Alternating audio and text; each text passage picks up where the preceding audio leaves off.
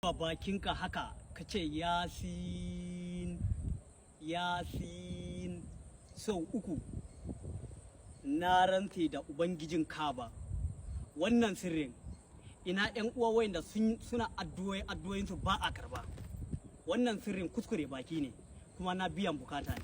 Kuma idan kana so ka tambaye wani abu, kamar misali kana da wani babba hakan nan kana so ka tambaye shi, ko kuma za ka kara ma mazai, ko kuma wani kuɗi kake so ka karba a gurin shi, dan Allah idan ka yi haka ka ce yasin, ka sake yasin, ka ce yasin sau uku, wallahi duk girman bukatanka a nan gidan duniya, alfarman dangata annabi Muhammadu, wallahi al'azim Allah zai biya bukatanka.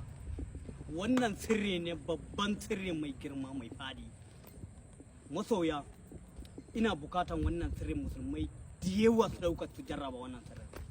Wallahi al'azim zaka mun addu'a, zaka yi wa iyaye na addu'a.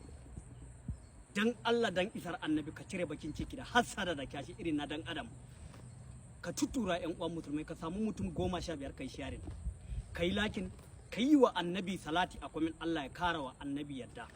Ka dauka ka aikata, wallahi al'azim sai ka samu biyan bukata. Sau uku ake yi, kwana uku. Sau uku, kwana uku. Babu abun da ya fi karfin ubangiji. Ka zo ka jarraba wannan sirrin, wallahi al'azim za ka dace, ko kuma uwa za ki dace. Wannan sirrin na baku saboda annabi Muhammadu, Allah ya kara wa annabi daraja.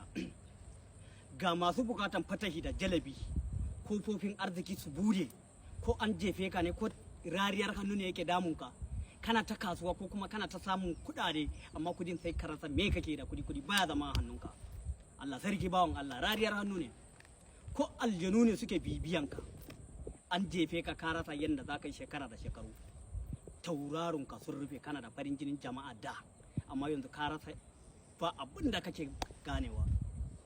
Wannan sirrin farin luguji sabulun nan, wallahi al'azim dan uwana, in kayi wanka da wannan sabulu za ka yi arziki ba tare da ka sha wahala ba. Wannan sirrin sabulun nan, wallahi al'azim mutanen da suka fita a cikin kuncin rayuwa ban san adadin su ba. Na rantsi da Allah, wannan sabulun ni ina albahari da wannan sabulu. Kuma ƴan uwan musulmai, ina so wannan sirrin ya zaga duniya, kowanne musulmi ya dauka ya aikata, kowa ya dauka ya aikata. Idan kana so ka hada wannan sabulu da na muku bayani, ka shiga cikin shafin namu ka saurara, ka dauka ka hada. In kuma ba za ka iya hadawa ba, akwai number mu akan profile, za ka iya kira mu, za ka iya mana magana ta WhatsApp, insha Allah duk inda kake fadin duniya za a turo maka da yardan Allah. Ko hayaki kake so, ko hayaki kike so, yar uwa kin rasa mijin aure, kin kai shekara 35 ko shekara 40 ba a samu mijin sayayye, mijin aure ba. Wannan hayakin da nake miki bayani, kwana uku ake hayaki da shi. A satin da kika yi hayakin, wallahi al'azim sai kin samu miji sayayye wanda zai aure ki.